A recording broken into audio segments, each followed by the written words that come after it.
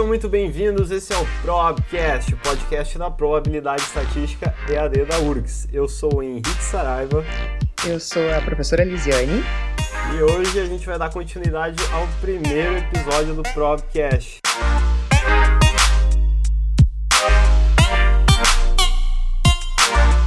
Lá a gente conversou com a professora Márcia e com o professor Marcos sobre algumas aplicações do que a gente está estudando aqui na cadeira, tanto na vida acadêmica quanto fora, seja na indústria ou até em jogos de cartas ou coisa do tipo. E bom, hoje eu trouxe aqui a professora Lisiane, que também é professora da disciplina e vai agregar um pouco nesse tema, né, professora? É isso aí, vamos lá. Mas antes de tudo isso, eu acho que é interessante se apresentar um pouco. Os alunos já devem conhecer um pouco a tua voz das aulas dos slides, né? Mas acho que seria interessante a gente aproveitar esse momento para tu te apresentar quem é a professora Lisiane, né? Então tá. Olá, pessoal. Olá, meus alunos. Olá, Henrique. Obrigada por dar início, então, a essa conversa. Então, eu sou a Lisiane Celal. Sou professora da disciplina no EAD já há alguns anos. A gente está trabalhando nessa disciplina. Falando um pouquinho da minha formação, né? Eu sou formada em estatística, assim como o Marcos e a Márcia, né, em estatística pela URGS, então eu sou bacharel em estatística, também assim como eles, mas eu tenho um mestrado e um doutorado aplicado, né, eles seguiram na área da estatística, e eu fiz meu mestrado na engenharia de produção, aqui da URGS também, e fiz o meu doutorado em administração, também aqui da URGS.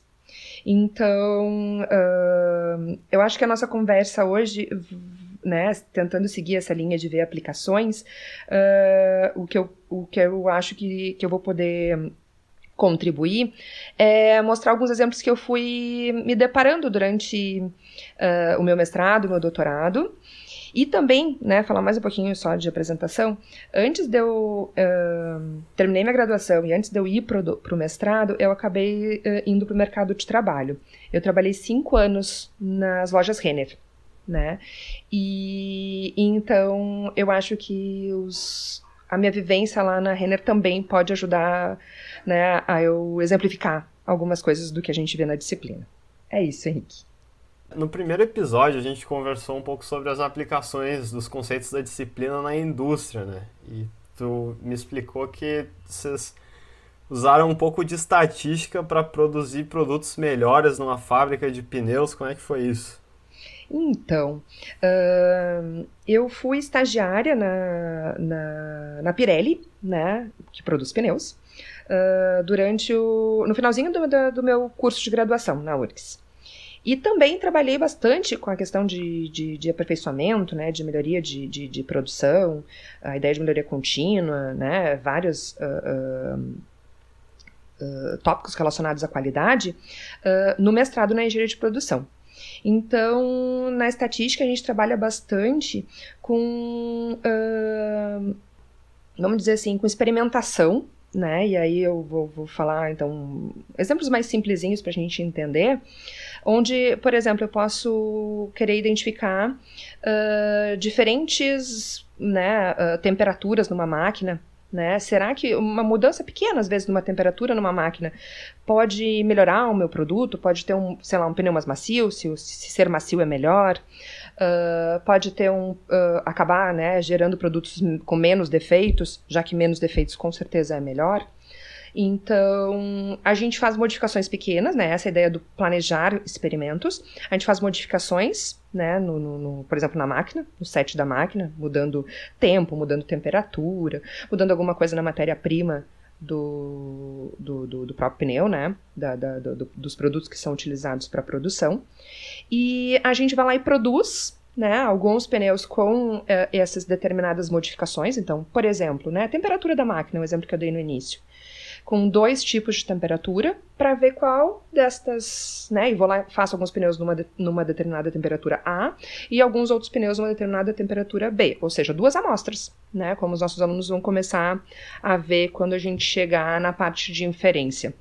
E aí eu vou comparar essas 2 amostras, para identificar se a diferença que eu identifico na produção do meu produto, na qualidade do meu produto, sei lá, por exemplo, na maciez, né, da massa do pneu, foi melhor com a temperatura A e com a temperatura B. E aí a gente pode, por exemplo, fazer um teste de hipóteses para identificar se essa diferença que eu identificar, né, numa primeira análise, onde eu faria uma análise descritiva, que é o que eles veem na primeira parte do conteúdo, né, com a amostra A e depois com a amostra B, e se eu identificar alguma diferença nas medidas descritivas, por exemplo, na média, no desvio, né, eu vou querer saber se essa diferença que eu identificar, ela existe também na população. Então eu preciso fazer inferência, usar os dados desta amostra para inferir para a população. E aí que eu vou fazer um teste de hipótese para comparar as duas médias, né, por exemplo, da maciez da massa do pneu com a temperatura A e com a temperatura B, para identificar se essa diferença é ou não significativa. Né? Então esse é um conteúdo que os alunos vão ver lá na terceira área da disciplina, os testes de hipóteses. Se utiliza bastante, então, na área da indústria. O planejamento do experimento e, depois, com os dados, a análise a partir dos testes de hipóteses. Certo. A gente está gravando esse podcast no início do semestre, talvez os alunos ainda não tenham visto muito sobre teste de hipóteses, mas é algo que eles vão ver. E quando eles chegarem nesse momento, os exercícios eles são, digamos, mais simplificados, esses testes de hipóteses, e o quão diferente é fazer um teste de hipótese para um exercício da probabilidade estatística aqui ou para fazer na indústria isso? Existe muita diferença? Tem outras coisas que não são vistas na cadeira que precisa lá na indústria ou é semelhante? Tem algumas diferenças e é até bastante importante a gente falar a respeito disso, né? Na disciplina, a gente dá um enfoque muito maior para a parte de análise. A gente não fala do planejamento, né? Isso que eu comentei, né? Do que será que interfere na maciez do pneu? Será que a temperatura da máquina? Será que o tempo de, sei lá, ajuste, um tempo de processamento, um tempo de pré-aquecimento, né? Sei lá. Será que a matéria-prima X ou a matéria-prima Y vai dar um pneu mais ou menos macio? Ou seja, tudo isso diz respeito à parte de planejamento. E o planejamento é muito importante, né? Quando a gente pensa no que a gente quer testar, no que a gente está estudando. E aí, na disciplina, a gente acaba não dando muito enfoque nisso, porque o nosso enfoque mais ali é o ferramental estatístico do ponto de vista de análise estatística, né? Então, a gente não fala muito, né? Às vezes muito sutil, essa parte que está antes de ter os dados na mão, né? Que é a parte de planejar a pesquisa.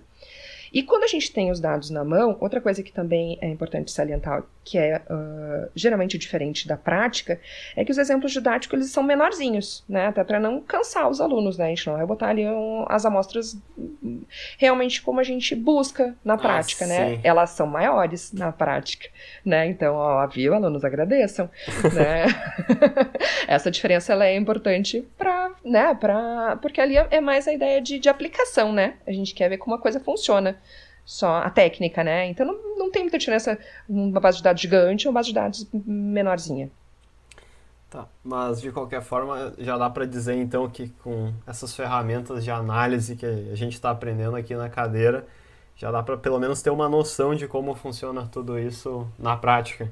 Dá sim. E essa parte de que eu falei que a gente não chega a conversar, acaba que quando juntam, né, vamos planejar a nossa pesquisa, sei lá, estamos dentro da indústria, né, um engenheiro, um administrador, ou seja, uma equipe multidisciplinar, quando ela é conhecedora daquele problema em questão, né, do problema de pesquisa, sei lá, da maciez do pneu, aquelas pessoas todas juntas, elas vão conseguir, né, pensar juntas a respeito de pontos importantes e que possam impactar no resultado, né? Então, que a gente não chega a falar na disciplina. Mas que tem muita relação com a estatística, sim.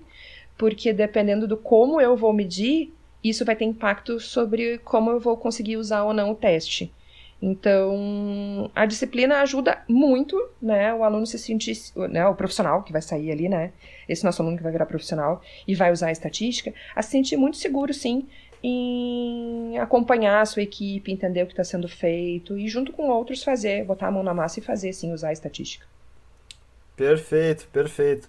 Agora me surgiu uma dúvida aqui. No início do podcast, tu chegou a dizer que trabalhou nas lojas Renner.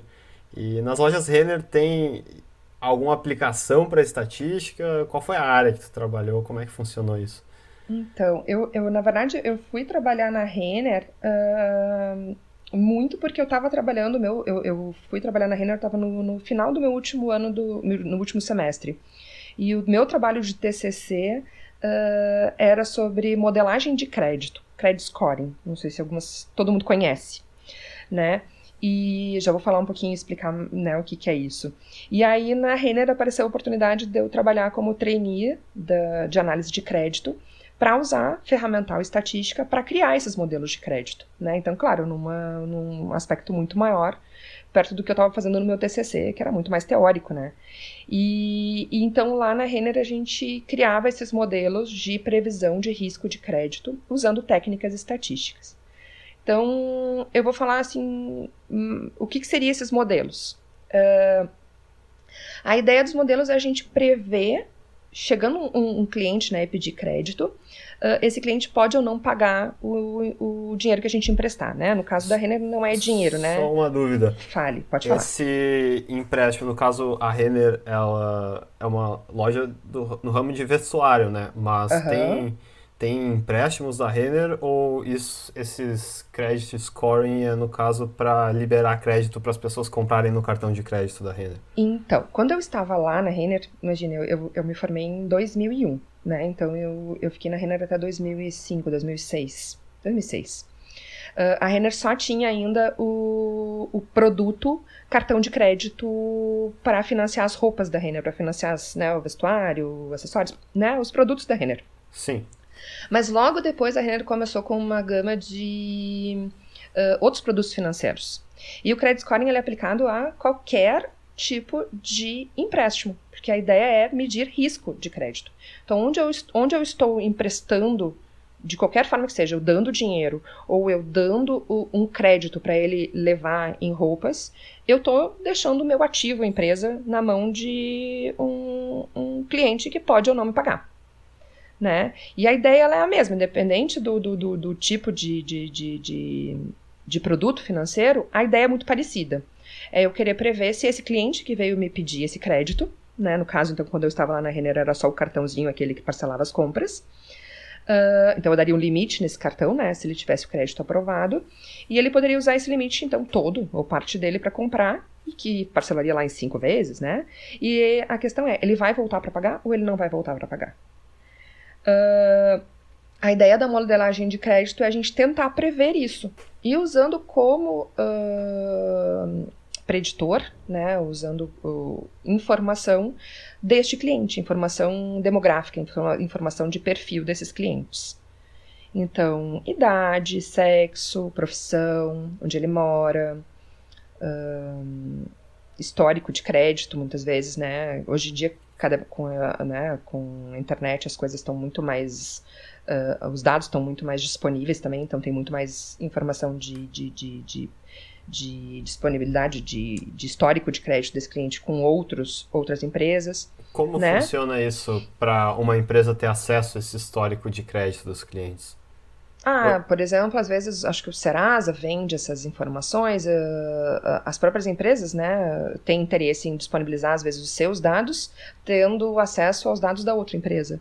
Então, o que eu sabia é que as empresas estavam se envolvendo em criar esse birô de crédito positivo.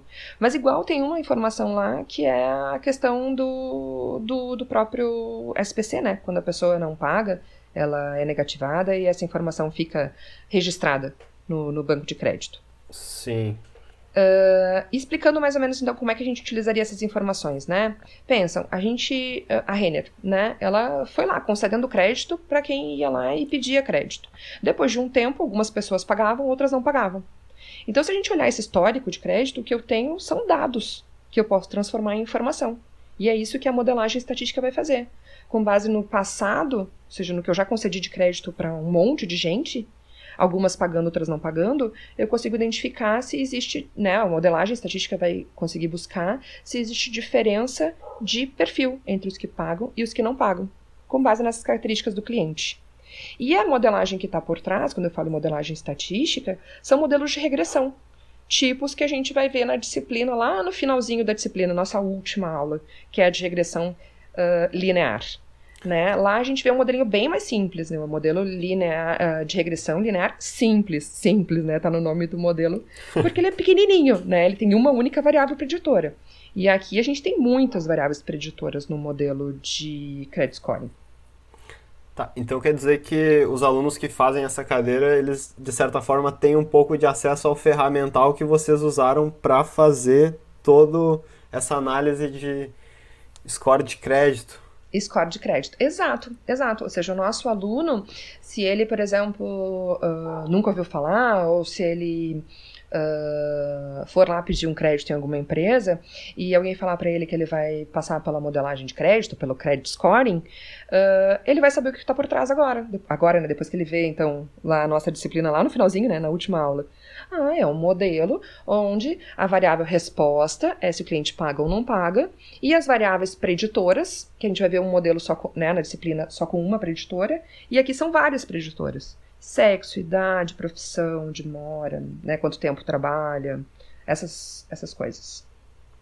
Certo. Agora vou abrir um parênteses aqui para conversar um pouco com quem tá assistindo o nosso podcast.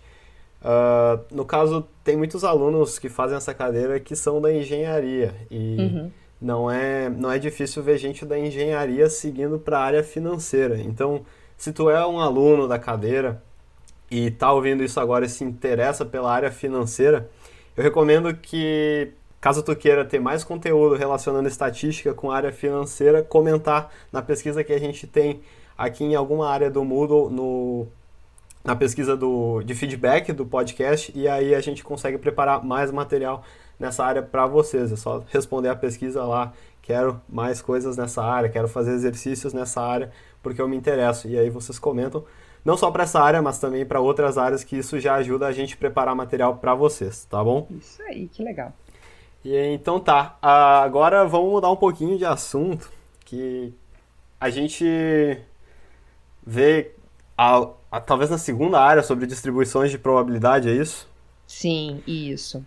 Certo. Vamos começar agora, né? Os nossos alunos, né? A gente está gravando esse áudio agora em abril, né? Os nossos alunos estão começando na semana que vem no conteúdo de distribuições de probabilidade. Perfeito. E aí, para usar essas tabelas e gráficos, a gente precisa, talvez, às vezes, manipular tabelas e gráficos para entender essas distribuições, né? Agora, me diz uma coisa, o que isso tudo aí tem a ver com fome, professora Lisiane? Fiquei sabendo aí que vocês fizeram alguma coisa de distribuições analisando o RU da URGS, é isso? Sim, foi uma pesquisa muito, muito legal. Foi durante o meu mestrado. Não me lembro se foi no primeiro ou no segundo ano que a gente fez essa parceria ali com o RU.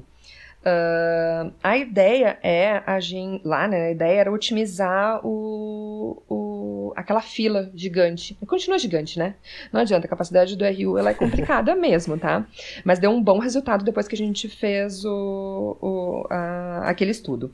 Qual era a ideia? Desculpa, quer dizer que já foi muito pior, então?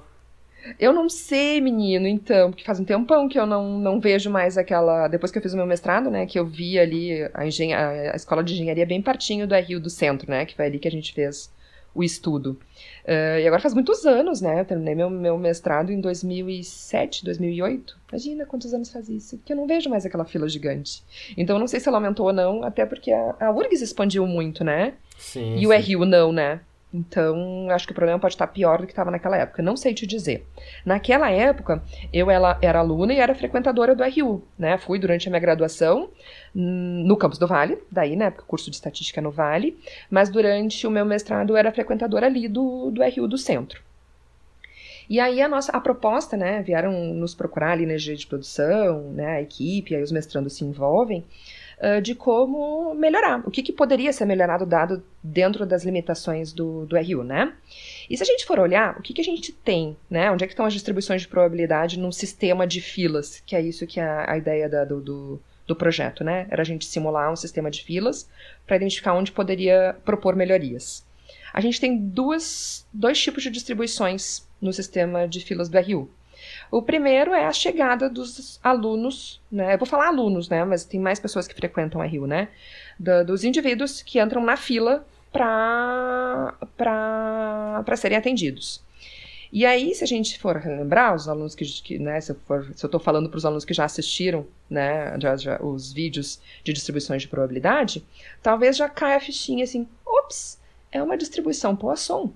Porque eu tenho, dentro de determinado período de tempo, tantas pessoas chegando, uma taxa de pessoas chegando naquela fila, naquele sistema. Né? Então, essa é uma das distribuições que está por trás dessa modelagem. Outra distribuição que está por trás também é a distribuição exponencial. E ela está por trás dos sistemas de atendimento do RU, que são dois, de fato.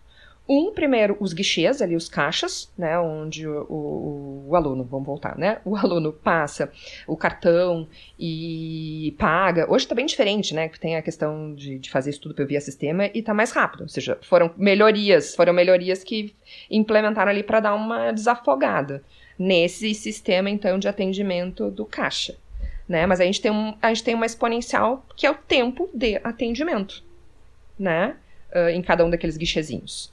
E o outro tempo de atendimento, que também é uma exponencial, né, que a gente vê na disciplina, é o tempo que o aluno leva para passar pelo buffet, para pegar ali o arroz, o feijão, o acompanhamento, né, a carne, a fruta, o que quer que seja. Né? Então a gente estudou essas 3 distribuições e colocou num sistema onde tu vai lá e desenha isso no sistema, faz um sistema de simulação com essas distribuições. Então a gente teve gente, né, nós alunos, né, principalmente os alunos de mestrado, ia lá e ficava clicando, né, naqueles negocinhos de clicar o número de chegadas das pessoas. Não sei se sabe o que eu tô falando? Vocês ficavam lá dentro contando no dedo quantas pessoas chegavam? Contando tudo, contando assim, sei lá, vamos lá, de 10 em 10 minutos. Quantas pessoas chegaram? Pá, pá, pá, pá, pá, pá, pá, pá.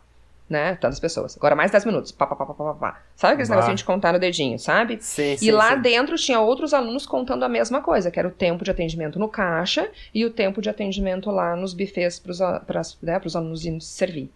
Porque depois a gente tinha que colocar essas estimativas, porque o que acontece? As distribuições de probabilidade, elas têm parâmetros.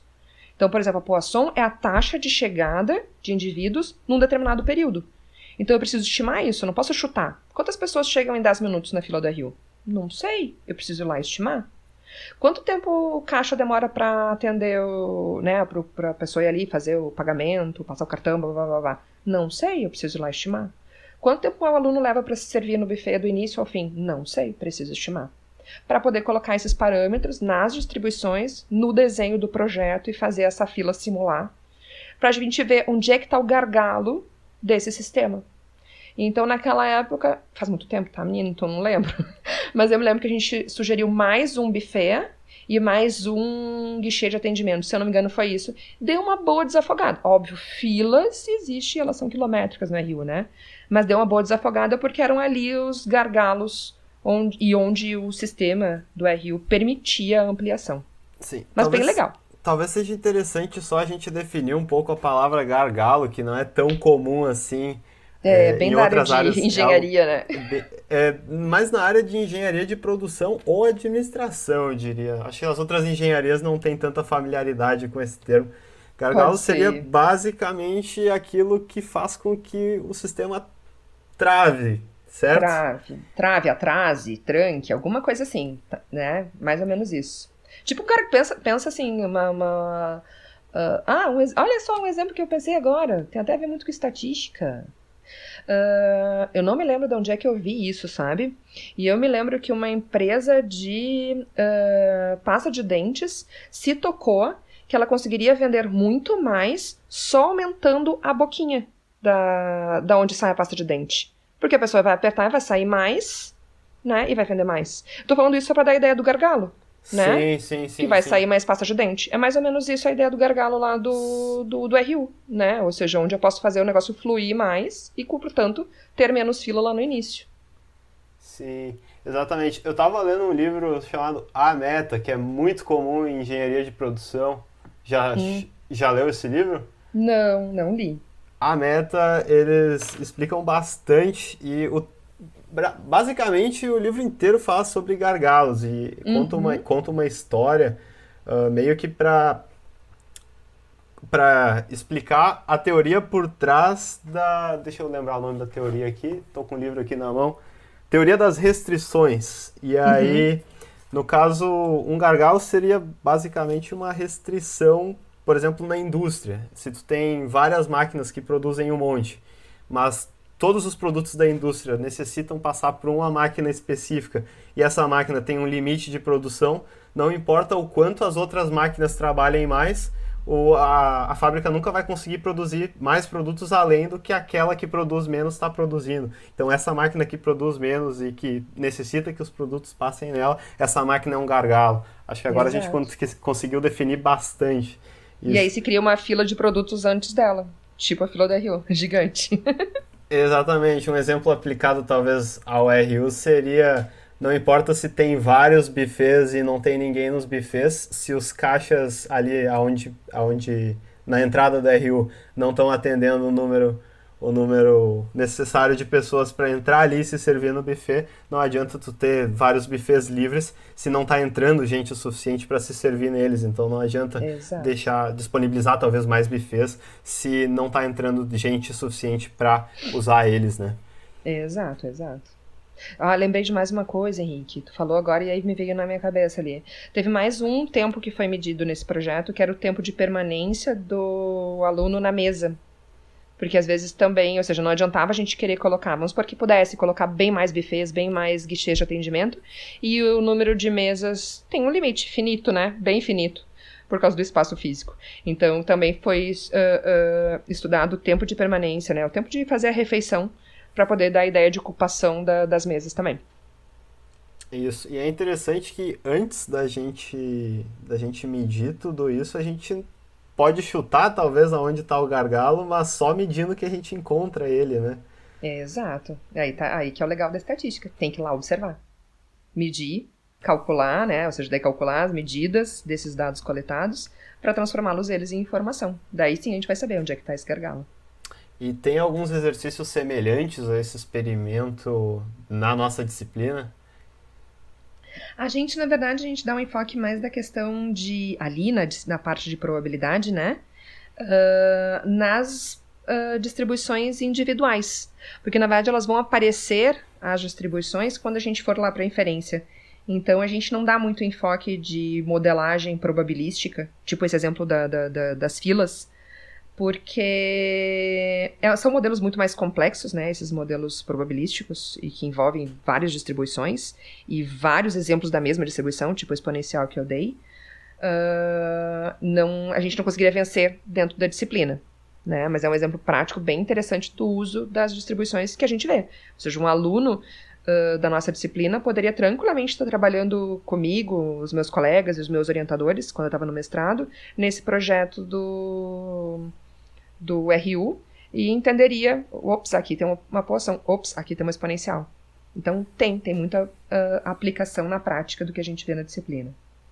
Tá, então, sei lá, só para esclarecer, assim, ali na parte do score de crédito, a gente falou em regressão linear e na disciplina a gente só estuda uma variável e na prática são usadas várias variáveis. E isso, a Agora, regressão múltipla daí, né? Que a gente chama de regressão múltipla. certo. E agora, na área de distribuições, os exercícios vão ser normalmente com uma distribuição, mas o experimento na prática usa várias distribuições ao mesmo tempo, é isso? Geralmente, não necessariamente, tá? Mas o mundo é mais complexo do que a gente vê na teoria, de fato. Triste, mas é muito mais complexo. Tá bem. Perfeito. É igual, talvez, muita gente faz cálculo agora no início da faculdade, né? E aí a Uhum. gente vê as superfícies, um cubo ou uma esfera, aí integrar uma esfera, mas na prática talvez uma pedra não é de forma esférica, e aí como é que faz, né? Exato. Mais ou menos assim. Ou seja, daí a gente tem que ter o joguinho de cintura e buscar um pedacinho daqui, um pedacinho dali, juntar isso com aquilo e tentar chegar o mais próximo possível da realidade. Nenhum modelo vai ser exato, né? Ou seja, não vai aparecer a esfera. Perfeito. Acho que deu para aprender bastante hoje sobre as aplicações que a gente tem na probabilidade. No episódio passado que a gente conversou com a professora Márcia e com o professor Marcos, eles focaram talvez um pouco mais na área acadêmica, falando um pouco sobre pesquisas para hospitais, né? E também em jogos. E hoje a gente conseguiu complementar falando do RU, score de crédito e da indústria, né? Tem muita área legal de estatística. Gente, assim, ó, não existe área em que a estatística não pode ser utilizada. Então, eu costumo dizer para os alunos que o que a gente dá na disciplina é como se fosse preparar cada um deles com uma malinha de ferramentas. E aí vai vir o problema, e aí eles vão tentar resgatar do que eles viram na disciplina de, ops, qual ferramenta que eu posso usar aqui? Qual que se encaixa se os meus dados são esses? Né? E Sim. qualquer que seja a área, ou seja, esses dados podem ter vindo de qualquer área onde eu precise buscar dados para transformar em informação, para tomar uma decisão, a estatística vai estar ali no meio, transformando esses dados em informação. E é isso que a gente quer na disciplina, tentar ajudar esse profissional a se sentir tranquilo, né, na hora de ou botar a mão na massa sozinho, ou alguém, eu digo, sei lá, alguém que conhece mais de estatística, um próprio estatístico, e ele entender o que está sendo feito. Perfeito. Muito interessante isso. Bom, acho que hoje a gente vai ficando por aqui, né? Quer falar mais alguma coisa? Não, tranquilo, acho que eu falei demais também. Não, deu para agregar bastante, acho, nos conhecimentos do pessoal, porque às vezes é necessária uma motivação inicial e como a gente comentou aqui, os exercícios eles são o mais simples possível e às vezes é difícil de comparar com a realidade, né? E hoje a gente está vendo que tem bastante caso que dá para usar no mundo real, assim, do que a gente está vendo na disciplina. Eu acredito, Henrique, tu perguntou se eu queria falar alguma coisa, agora me deu vontade de falar. Eu acredito que, como tu está dizendo aí, né, que a ideia dos nossos podcasts aqui é dar essa empurradinha, assim, pro aluno pensar assim, pá, que exemplo legal, olha só. E ele conseguir enxergar coisas no dia a dia dele, onde ele pode ver dados precisando de análise estatística para ser transformado em informação. E ver o quanto a estatística pode ser útil na sua área de aplicação.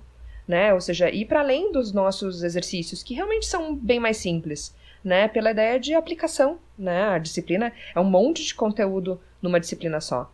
Né? Mas o aluno vai conseguir, e a gente espera, né, que com essas nossas conversas aqui, né, a minha contigo, a que tu teve com a Márcia e o Marcos, de eles conseguirem enxergar que a estatística está em várias áreas e está na deles. E eles enxergarem problemas do dia a dia lá, quando tiver um professor dando uma aula lá de engenharia de alguma coisa, por exemplo, e ele, né, engenharia de qualidade, e ele, olha ali o teste de hipóteses que eu vi lá na estatística, né? Perfeito. Então é isso aí. Para vocês que estão ouvindo agora, lembrem-se de responder a pesquisa de feedback do podcast, assim a gente consegue entender mais o que vocês estão querendo ouvir e preparar mais conteúdo interessante para vocês. Meu nome é Henrique Saraiva, hoje eu conversei com a professora Lisiane Celal e a gente fica por aqui. Até a próxima!